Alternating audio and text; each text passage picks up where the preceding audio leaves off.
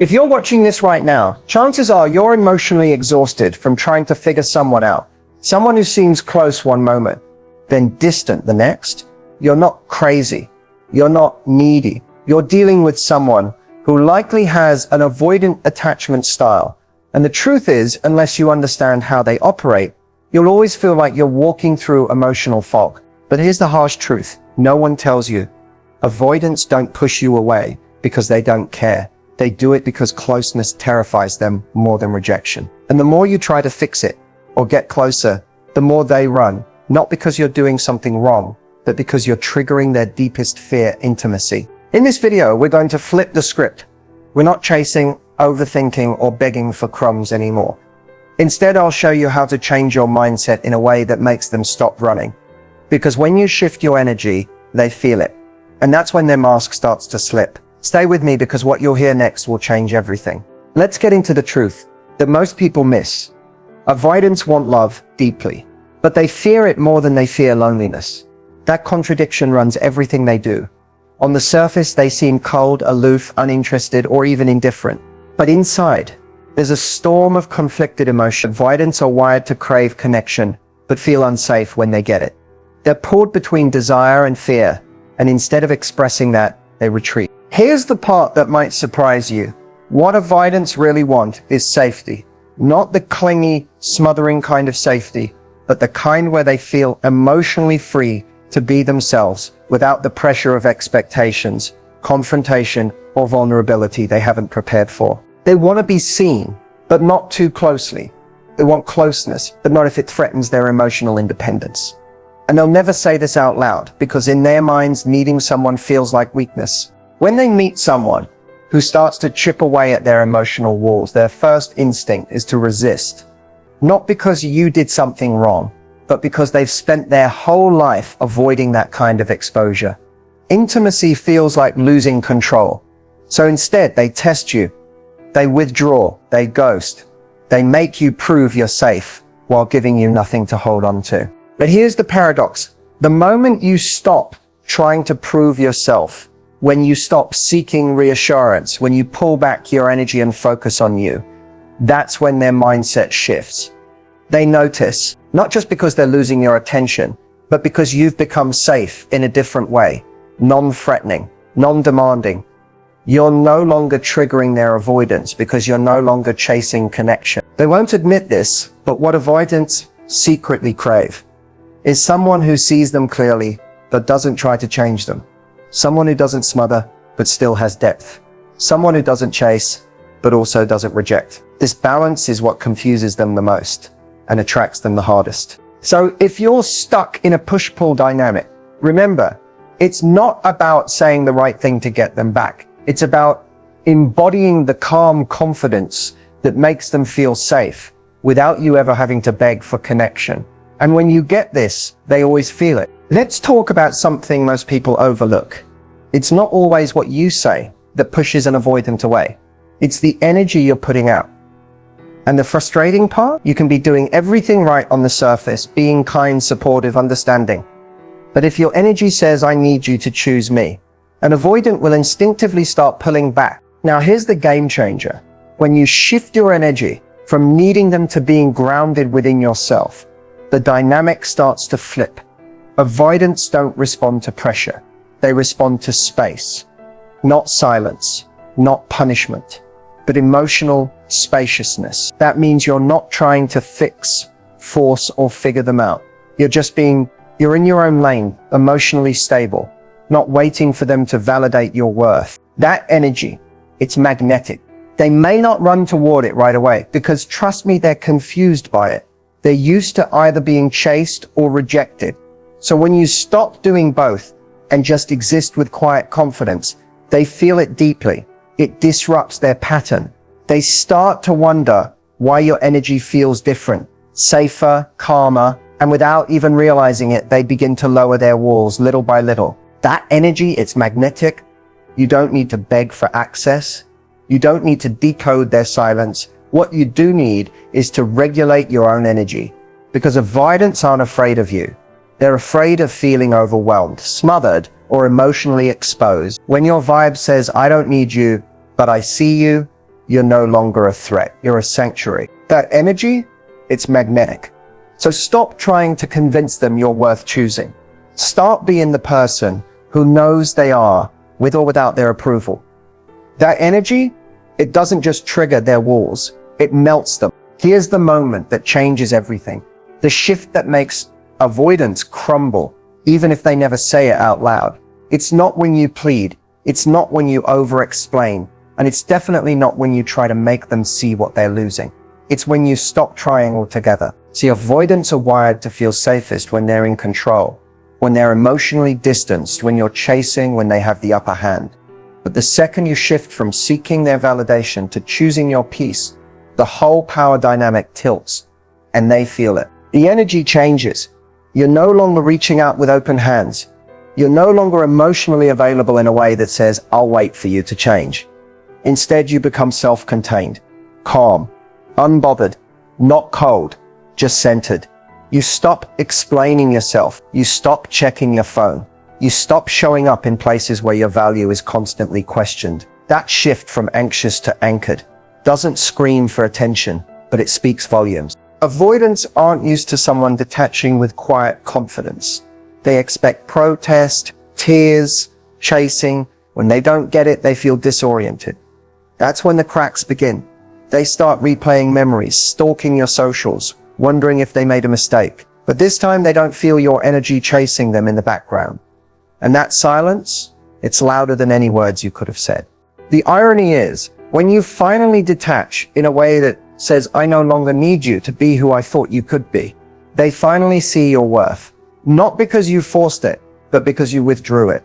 They crumble because the emotional control they thought they had slips. You stop orbiting around them. You reclaim your power, and whether they come back or not, you win, because you're no longer trying to fix someone who never gave you the security you deserve. This shift isn't about playing games. It's about breaking cycles.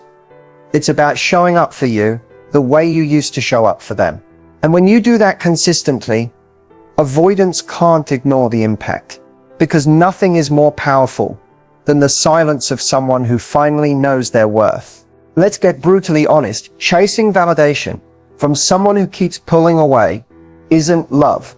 It's self-abandonment in disguise. And the more you do it, the more you teach them that your worth is negotiable. But here's what you need to hear. Validation that isn't freely given is never real. If you have to beg, perform, or prove your value just to feel seen, you're not in a relationship. You're in survival mode. And that energy, avoidants pick up on it instantly. They don't even need to process it logically. They just feel it. Your nervous energy, your emotional dependence, the fear in your eyes when they withdraw. And instead of pulling them closer, it pushes them further. Not because you're unlovable, but because your need for validation puts pressure on them they don't know how to carry. Validation chasing tells them, I don't fully believe in my own value, so I need you to confirm it for me. But avoidants aren't emotionally equipped to provide that kind of safety, especially when they haven't even created it for themselves. So here's the truth. The most powerful shift you can make is learning to validate yourself before anyone else has the chance to. That means when they don't text back, you don't spiral. When they get distant, you don't overfunction. When they act passive, you don't perform emotional CPR. You center yourself. You remind yourself, my value is not up for debate. I don't need them to choose me in order to choose myself. This isn't about being cold. It's not about playing hard to get. It's about understanding that people respect what is self-contained, and they question what constantly needs external confirmation. Avoidants are drawn to grounded energy, not the kind that chases, the kind that holds still, the kind that says, I know what I bring to the table. I don't need you to recognize it for it to be real. And here's the twist. The moment you stop seeking validation is often the moment they start giving it. Not because you manipulated them, but because you stopped suffocating the connection with unmet emotional needs. When you pull back with grace, not punishment, not drama, just calm detachment, they start to notice what your energy brought to the table all along. But by then, you're no longer operating from need. You're choosing yourself. And from that place, you can finally see them clearly, not through the lens of longing, but from a place of truth. The bottom line, you can't force someone to see your worth. But when you stop trying, they often see it louder than ever. Your validation isn't in their hands. It never was. When it comes to avoidance, one of the most powerful tools you have isn't communication, logic, or even emotional vulnerability. It's the mirror. And that mirror is detachment. See, avoidants rarely take a hard look at themselves because they're constantly in survival mode. They manage emotional discomfort by distancing, deflecting, or denying. But when you detach, not to punish, not to manipulate, but to protect your peace, you become the mirror they can't ignore. Suddenly their patterns are exposed, their silence feels louder, their games stop working, and they're forced to confront what they've been avoiding all along themselves. Detachment is powerful because it holds a boundary without a word. It says, I refuse to participate in a dynamic where I have to earn love or beg for attention. And the energy of that decision, quiet, calm, grounded, reflects back their own behavior in a way that no confrontation ever could. Avoidants often rely on your emotional reactivity to stay in control. You're over-explaining, you're chasing, your fear of losing them. It gives them a sense of power. But when you detach, when you no longer flinch at their withdrawal or dance around their mood swings, you take that power back, and that shift creates emotional contrast. Suddenly they feel the difference. You're not angry, you're not cold, you're just done reacting. That's the mirror effect. You reflect back their inconsistency with your stability, their emotional chaos with your calm, their distance with your grounded presence or your absence. And they feel it, whether they admit it or not. Avoidants notice when the energy they used to feed off of goes quiet. It unsettles them, not because they've lost control over you, but because they've lost control over themselves. For the first time, they have to face what their behavior creates when there's no longer someone compensating for it. And here's where the real power lies. You're no longer trying to prove your worth. You're no longer trying to force clarity from someone who avoids it. You've turned inward. That kind of emotional sovereignty is rare. It's magnetic. It's unforgettable. And it's exactly what avoidants don't know how to handle. Someone who reflects their emotional unavailability back to them without trying to fix it. The mirror never yells. It never chases. It never begs. It just shows. That's what your detachment does. It shows them what it feels like to lose the emotional safety you used to provide. And while they may not crumble right away, trust this. The absence of your energy will echo longer than your presence ever did. Let's be clear, emotional unavailability isn't about being cold, heartless, or numb. It's not about pretending you don't care or shutting down to protect your ego. That's avoidant behavior, not empowerment. The right kind of emotional unavailability is rooted in self-respect, boundaries, and inner peace. It's about no longer giving open access to people who haven't earned your vulnerability. You don't stay emotionally unavailable to hurt someone else. You do it to stop hurting yourself. When you've dealt with avoidance, people who breadcrumb you, go hot and cold, or disappear when things get real, emotional availability becomes a gift. They haven't shown. They're ready to receive. So instead of overextending, over-explaining, or offering your heart on a silver platter, you pull your energy back. You protect it. You become selective. The right way to stay emotionally unavailable is by holding your emotional energy sacred. That means you don't overshare with people who are emotionally inconsistent. You don't invest in potential. You don't wait for someone to get it while sacrificing your peace in the process. You observe first. You respond second. You don't rush into closeness. You let it earn its place. Emotionally unavailable, when done right, looks like clarity. You know what you want, and you're not afraid to walk away if someone can't meet you there. It means your boundaries aren't up for debate. You're no longer triggered into chasing or proving. You no longer build castles from red flags. You recognize what's not healthy and remove your emotional investment without drama. Just decisions. You become a mystery, not because you're playing games, but because your emotional world is no longer wide open for someone who isn't emotionally safe. The most attractive energy in the world is self-contained. It's not performative. It's not reactive. It doesn't beg to be chosen. It knows it's valuable, and doesn't offer itself cheaply. That's what staying emotionally unavailable the right way creates: power, peace, magnetism. So if you've ever asked, how do I stop getting pulled into the same cycle? The answer is this: stop giving people access to the most sacred parts of you. Just because you feel something. Emotional attraction isn't enough. Energy must be matched. Depth must be reciprocated. And until that's proven, your heart stays in your own hands, not theirs. They always come back. Maybe not tomorrow, maybe not in the way you imagined, but avoidants have a pattern. And part of that pattern is circling back when the dust settles and they feel your absence louder than your presence ever was. But here's the real question: how should you respond when they do? First, understand this. Them coming back is not proof that they've changed. It's a sign they're feeling the consequences of your detachment. Your silence, your emotional neutrality, your refusal to chase, it's echoing. And now they're wondering why the attention they once took for granted has vanished. So when they pop back in with a casual "hey," or test the waters with nostalgia or subtle guilt, pause. Don't fall into the trap of assuming this is a grand realization or an emotional breakthrough. Most of the time, it's comfort seeking, not commitment. They want the emotional safety you used to give them, but without giving you clarity in return. Here's how you respond: from power, not pain. You don't have to be cold. You don't have to be cruel, but you must be clear. Your energy should say, I'm not where you left me, because you're not. You've grown, you've detached, you've remembered who you are outside of their validation. If you do choose to engage, do it with boundaries. No oversharing, no emotional deep dives, no revisiting the old version of you who tolerated crumbs and waited on their emotional availability. Keep your energy calm, grounded, and intentional. Ask yourself, are they showing up differently? Are they offering consistency or just comfort?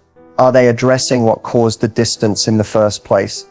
If the answer is no, you don't owe them access, not to your heart, your time, or your energy.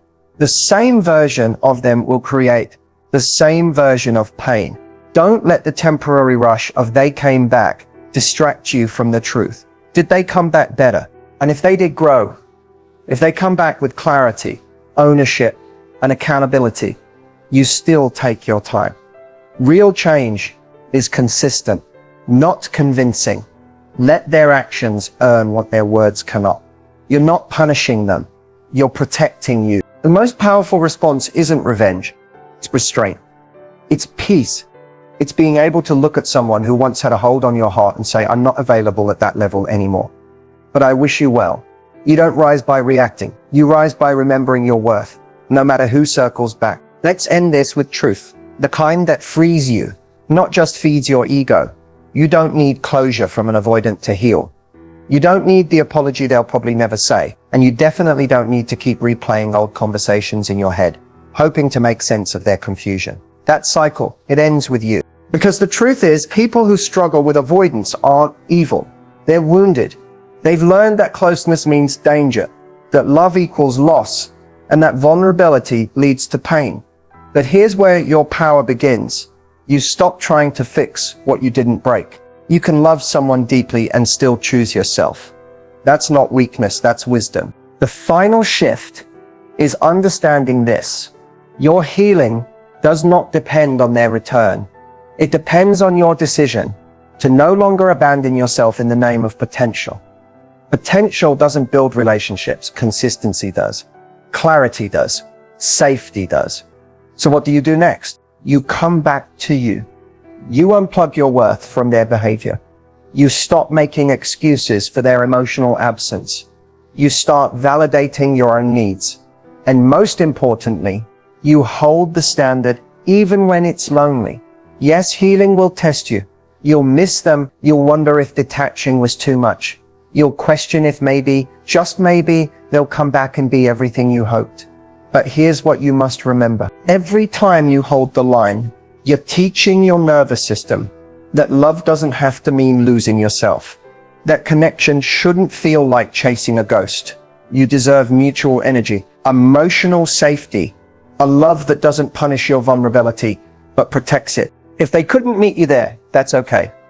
That doesn't mean you weren't lovable. It means they weren't ready for the level of depth you offer.